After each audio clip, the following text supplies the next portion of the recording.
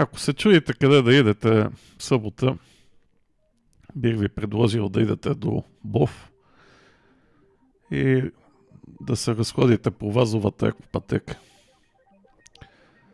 Тя тръгва от гара Бов и стига до самия водопад Скакля.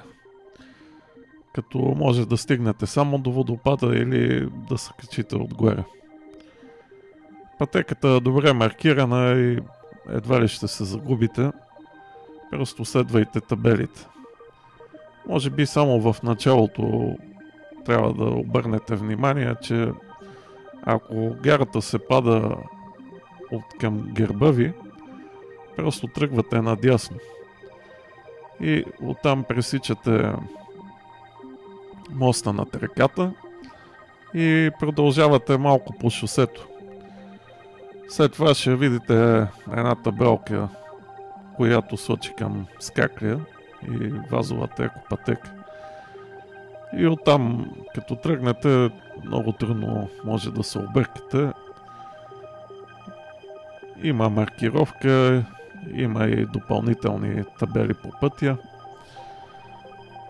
Самия преход ми отне някъде около час и 20 минути.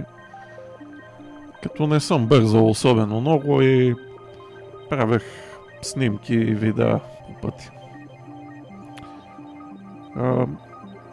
Хубаво е да посетите водопада, когато има вода. Да речем, аз сега го посетих в началото на април и имаше достатъчно количество вода. Имайте предвид, че е хубаво да имате хубави обувки, тъй като там, където тече водопада, има кал, има хлъзгави камъни, но като цяло пътеката не е много трудна, не е много сложна и не виждам някакви особени рискове.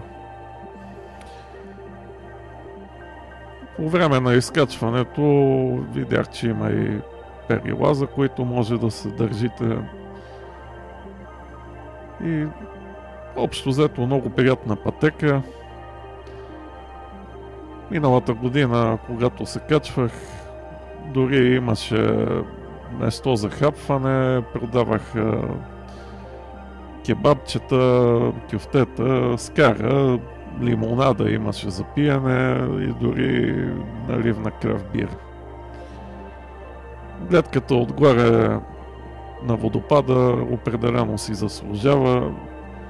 За съжаление, не винаги има удобни влакове. Аз, например, пътувах от Враца, пристигнах в Бов някъде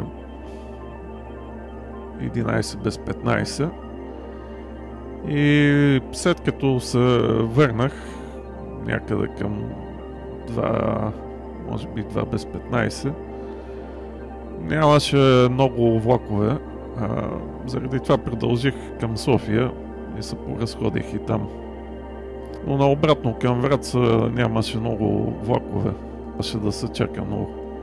На гарата не се продават билети, си вземете билет от влак. Има малък ресторант, където се предлагат различни неща за хапване.